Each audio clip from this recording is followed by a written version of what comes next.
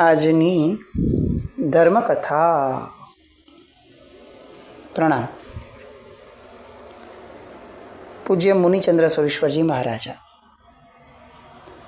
વાદી વેતાલ શાંતિશ્વરી મહારાજ સાહેબનું નિર્માણ કરાયેલું એવું રત્ન કે જે રત્ન એ પરમાત્માના શાસનની જાહો જલાલીને એવી શણગારી કે કદાચ આપણને એવું લાગે કે આ એક વ્યક્તિની બાદબાકી કરીએ તો શાસનના અનેક યોગો સિધાઈ જાય. શાંતિશ્વરી મહારાજ સાહેબ એમની પાસે જે અનેક પેઢીઓથી પોતાને મળેલો એક વારસો જ્ઞાનનો, સ્વાધ્યાયનો, વાદનો, તર્કનો, ન્યાયશાસ્ત્રનો, ચિંતન મનનનો, વિધક સ્પષ્ટતાનો અને એક અપેક્ષાએ સમ્યક દર્શનનો, એ આખો ને આખો બૌદ્ધિક વારસો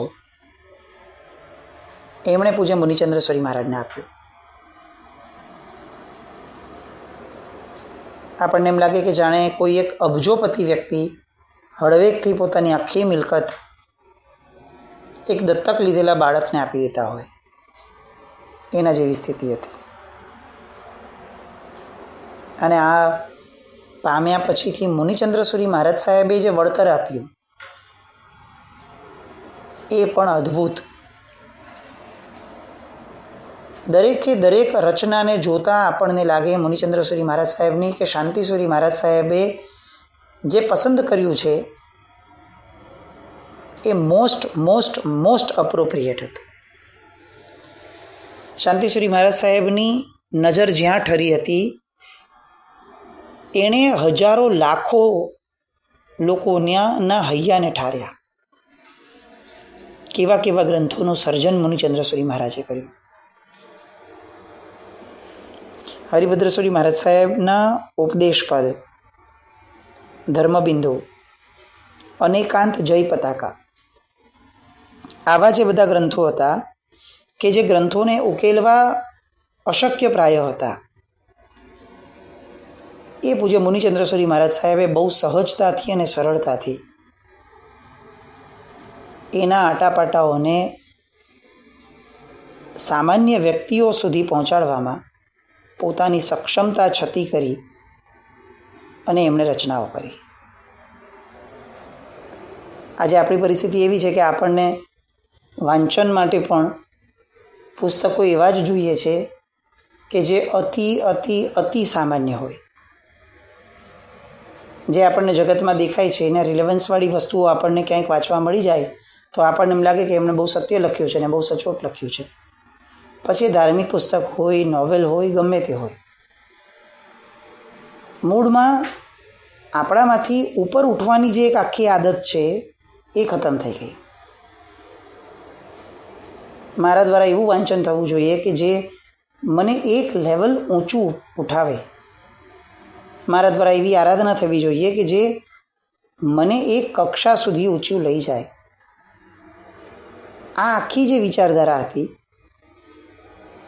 એ એટલી બધી નબળી થતી ગઈ કે અત્યારે લગભગ આપણી વિચારધારા આવી રહી કે આપણે એવું જ સાંભળવું કે જેની આપણને ખબર પડતી હોય, આપણે એવું જ વાંચવું કે જે વાંચવામાં આપણને મજા આવતી હોય, આપણે એવી જ ક્રિયાઓ કરવી કે જે ક્રિયાઓની આપણને સમજણ પડતી હોય.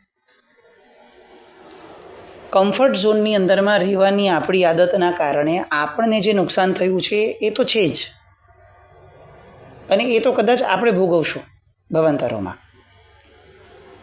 પણ આપણા આ કમ્ફર્ટ ઝોનના પ્રેમના કારણે પરમાત્માના શાસનને જે નુકસાન થયું છે એ ક્યારેય ન પૂરી શકાય એવી ખોટ છે. તમે જુઓ, આપણામાંના કેટલા લોકો હશે કે જેણે આ શબ્દો ગ્રંથોના નામના સાંભળ્યા પણ હશે.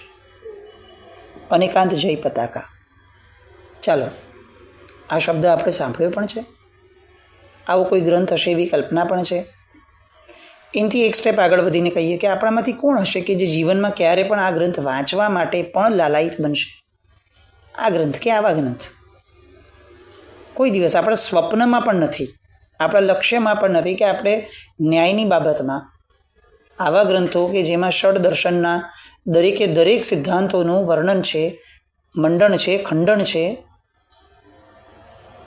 આપણામાંથી કોણ છે કે જેની દિશામાં રસ છે? અને ન હોવાના કારણે સૌથી મોટી તકલીફ શું થશે કે ગમે તેવો વ્યક્તિ આવી અને ભગવાનના શાસનના સિદ્ધાંતની મજાક ઉડાડીને જશે અને આપણે જવાબ નહીં આપી શકીએ. આપણે એમ કહેશું કે ભાઈ હવે એ તો કોઈ જ્ઞાની હોય તો જવાબ આપે.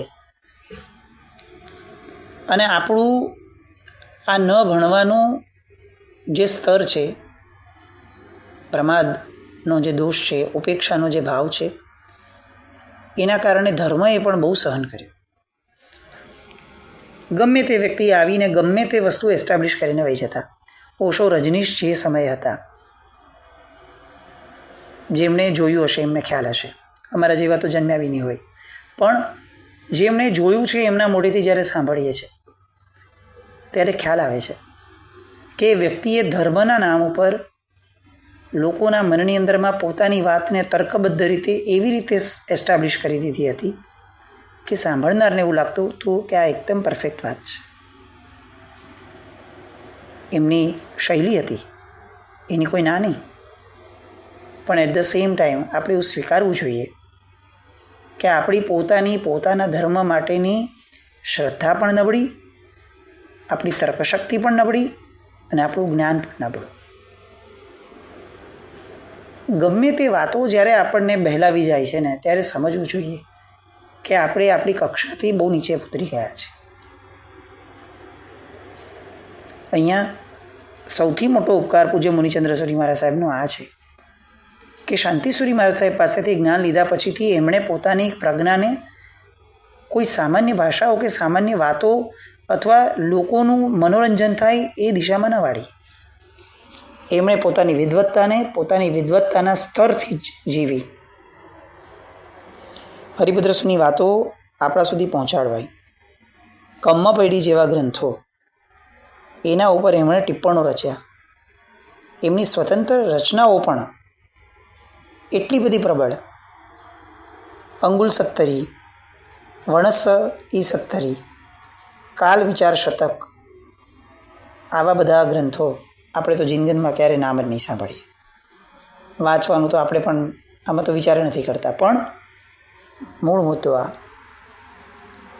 કે એમની એક એક રચના મુનિસુંદર સુરી મહારાજ સાહેબની એ કેટલાક કારણસર હતી. કોઈ એમ ફ્રી બેઠા છીએ અને ચાલો આપણું જ્ઞાન પ્રદર્શિત કરવું છે અને આપણે લખી નાખ્યું, એવું નહીં.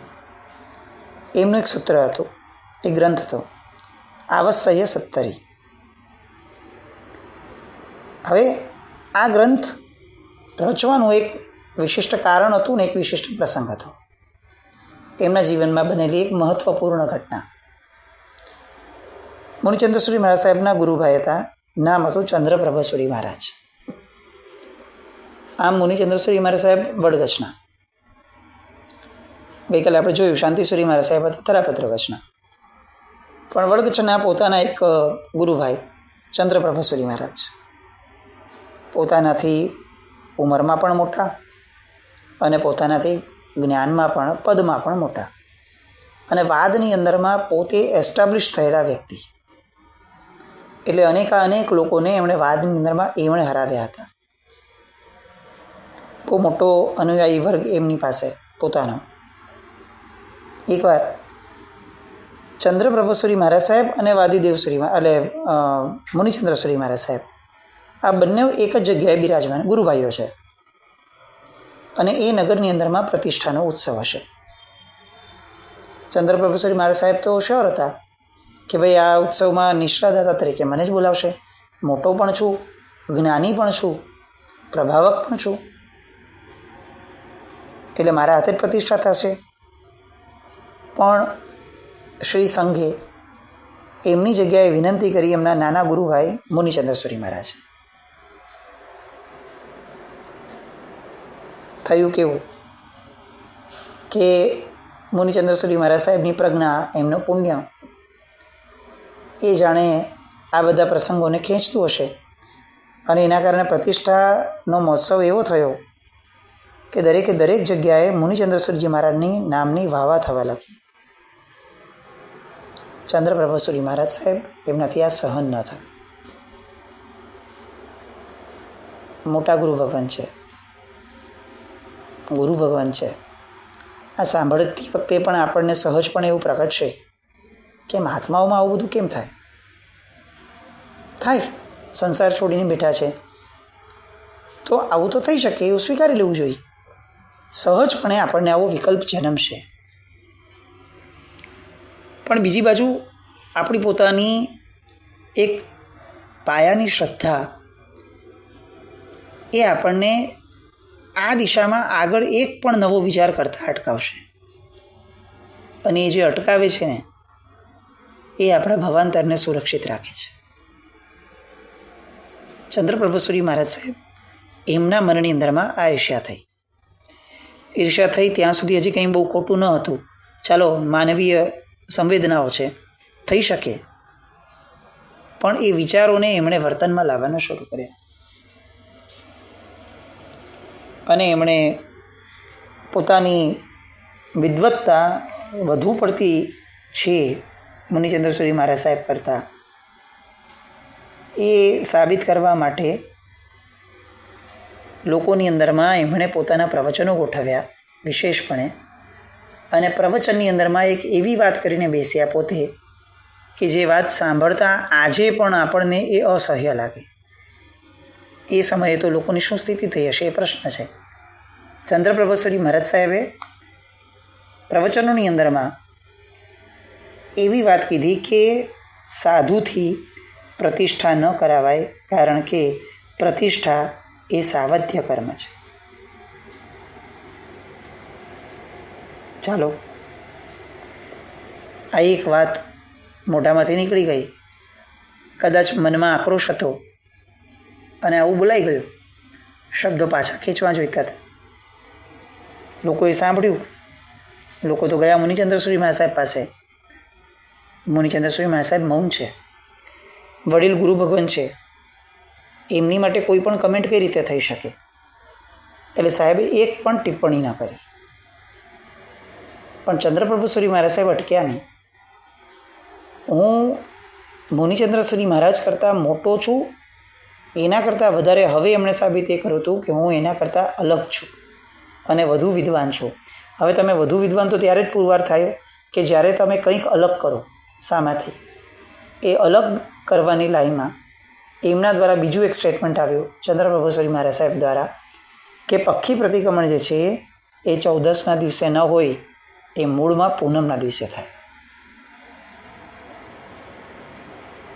હવે તો એવું લાગ્યું કે આ સિરીઝ શૃંખલા ઉચ્ચસૂત્ર પ્રરૂપણાની એ લાંબી ચાલશે.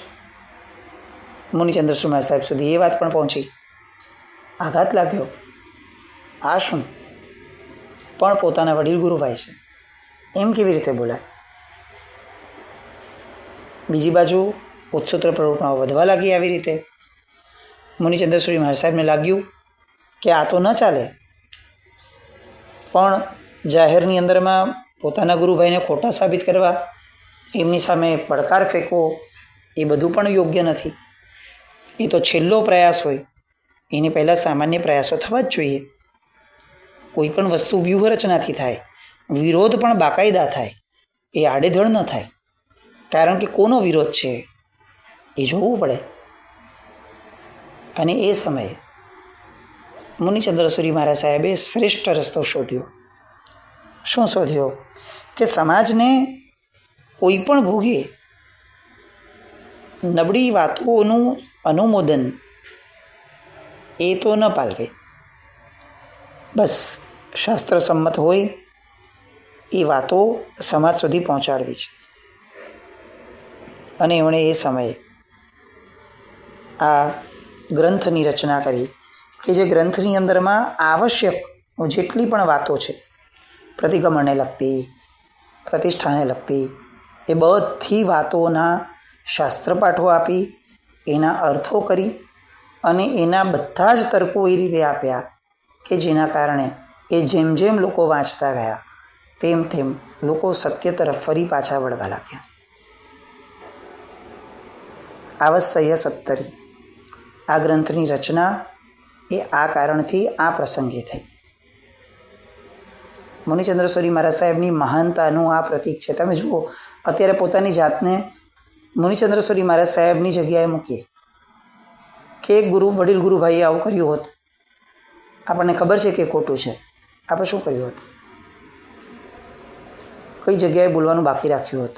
આજની પરિસ્થિતિ તો એવી છે કે એ તો એમના ગુરુભાઈ હતા, આપણે તો આપણા ગુરુઓ માટે છોડતા નથી કંઈ જ. મુનિચંદ્ર સૂરી મહારાજ સાહેબે ઉપેક્ષા ભાવ પણ ન કેળવ્યો કે જવા દો ને, આપણને શું ફરક પડે છે. એ બોલ્યા, એ ભોગવશે નહીં. એ વિકલ્પ પણ સદંતર ખોટો છે. શાસન માટે એ તો બહુ મોટો અભિશાપ થાય. જેનામાં સક્ષમતા છે, જેનામાં શક્તિ છે અને જેનું કર્તવ્ય છે, એ વ્યક્તિથી ચૂપ ન બેસી શકાય. ગમે તેવો માણસ ઉલડી પડે એ પણ ઇષ્ટ નથી, પણ જેનું કર્તવ્ય છે એ ચૂપ બેસે એ તો જરા પણ ઇષ્ટ નથી. અને મુનિચંદ્ર સૂરી મહારાજ સાહેબે આવશ્યક 70 નામનો આ ગ્રંથ રચ્યો. ચંદ્રપ્રભુ સૂરી મહારાજ સાહેબને એક પણ વાતનો જવાબ આપ્યા વગર શ્રેષ્ઠતમ જવાબ આપી દીધો. એ જે લોકોને જ બ્રહ્મા મેળવવા માંગતા હતા એ લોકોને જ એમણે એજ્યુકેટ કરવાની શરૂઆત કરી. અને આ મુનિચંદ્ર સૂરી મહારાજ સાહેબની કદાચ હું એવું માનું છું કે શ્રેષ્ઠતમ પદ્ધતિ હતી કે જેમાં કોઈ પણ વ્યક્તિને જવાબ ન આપવો જોઈએ, આપણે પ્રજાને એજ્યુકેટ કરવાનું શરૂ કરવું જોઈએ. અને આ બેસ્ટ રસ્તો છે. વિરોધનો વિરોધ ક્યારેય ન હોય. વિરોધનો વિરોધ કરવાની શ્રેષ્ઠ પદ્ધતિ એ છે કે આપણે લોકોને પ્રોપરલી એજ્યુકેટ કરીએ, શિક્ષિત કરીએ. આ બધા ભ્રમ અને ભવિષ્યમાં આવા ભ્રમ આવે એ બધાથી આ બધા લોકોને એક એવું કવચ પહેરાવીએ કે જેના કારણે દરેક વસ્તુમાં એને ડિપેન્ડન્સી ન કેળવવી પડે કે એક વસ્તુ પૂછવા જાય, એ સક્ષમ રીતે તૈયાર થાય, લોકો એજ્યુકેટ થાય. આવા સન્માર્ગ દેશક ત્યાગીને તપસ્વી તો હતા જ. આપણે સાંભળ્યું જ છે નાનપણથી દીક્ષાના દિવસથી કઈ પ્રકારની પોતે બાધાઓ લઈને બેઠા. તમે વિચારો, આ લેવલ પર આવ્યા, વાદી વેતાલ શાંતિસુરી મહારાજ સાહેબના પટ્ટધર બન્યા અને તેમ છતાં પોતાના આજીવન આંબિલના નિયમને, આજીવન ફક્ત 12 દ્રવ્યના નિયમને એમણે ક્યારેય બાજુ પર મૂક્યો નથી. ખરા અર્થની અંદરમાં તેઓ ઉત્તરાધિકારી હતા. આપણે ત્યાં છે ને 2 શબ્દો છે આ બાબતમાં, એક વારસદાર અને એક ઉત્તરાધિકારી. આપણે પોતે અત્યારે જે બનીએ છીએ ને આપણા પિતાના વારસાના એટલે પૈસાના ઓલાના, આપણે બધા વારસદાર બનીએ છીએ. અને મહાત્મા મુનિચંદ્ર સૂરી મહારાજ સાહેબ જે બન્યા હતા ને એ ઉત્તરાધિકારી હતા. બેમાં ફરક શું? વારસદાર એ છે કે જે ફક્ત વારસો લઈ લે છે, એમાં એને પોતે કોઈ સક્ષમતા ઊભી નથી કરવાની, એમાં એને પોતે ક્યાંય પણ પોતાની જાતને ઊંચી નથી કરવાની, રેઝ નથી કરવાની. જેને આપ્યું છે એને લઈ લેવાનું છે, સહજપણે મળી ગયું એને લઈ લેવાનું. પછી પોતાની પાત્રતા ઊભી કરવાની વાત નહીં, પોતાને પુરવાર કરવાની વાત નહીં, અને પોતે જે મેળવે છે એને યોગ્ય દિશામાં વાપરવા માટેની પણ કોઈ તકેદારી લેવાની, એની પણ કોઈ વાત નહીં. બસ વારસદાર છીએ, મેળવી લેવાનું. એટલે વારસદારપણું જે છે એ પુણ્યથી પ્રાપ્ત થાય. અને પુણ્યથી પ્રાપ્ત થયેલી વસ્તુઓ છે ને એ પાત્રતાની અંદરમાં કેટલી અપ્રોપ્રિએટ છે એ તો કળી ન શકાય. પણ આ મહાત્મા પૂજ્ય મુનિચંદ્ર સૂરી મહારાજ એ શાંતિસુરી મહારાજ સાહેબના વારસદાર ન હતા, એ ઉત્તરાધિકારી હતા. ઉત્તરાધિકારી એ છે કે જેને અધિકાર મળતા જ એને પોતાના કર્તવ્યનું ભાન છે.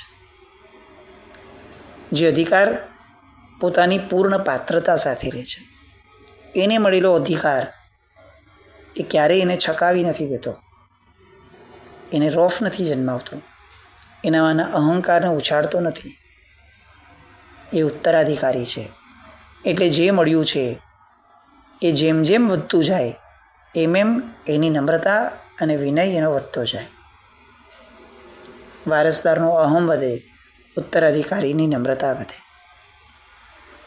મુનિચંદ્ર સૂરી મહારાજ સાહેબની લઘુતા વધતી, મુનિચંદ્ર સૂરી મહારાજ સાહેબનો વિનય વધતો અને એના કારણે એમનું જ્ઞાન વધતું. આ ડે બાય ડે વધતું જ્ઞાન ડે બાય ડે એમની વધતી જતી પવિત્રતા અને ડે બાય ડે એમનામાં જે પ્રકારે શુદ્ધિનું વર્તન થતું હતું એના કારણે હવે જે રીતે વાદી વેતાલસુરી મહારાજ સાહેબને એક મુનિચંદ્રસુરી મહારાજ સાહેબ મળ્યા, એવી રીતે મુનિચંદ્રસુરી મહારાજ સાહેબને એક મહાનાયક મળવાના, એવા મહાનાયક મળવાના કે જે મહાનાયકની કથા અને જે મહાનાયકના ગુણગાન સાંભળવા માટે આ કથાનકો શરૂ થયા છે.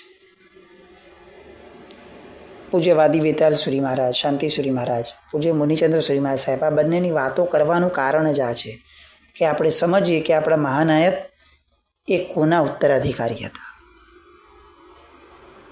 બસ આવા ઉત્તરાધિકારી એનો જન્મ થશે, કઈ ભૂમિમાં થશે, એ ભૂમિની વાતો,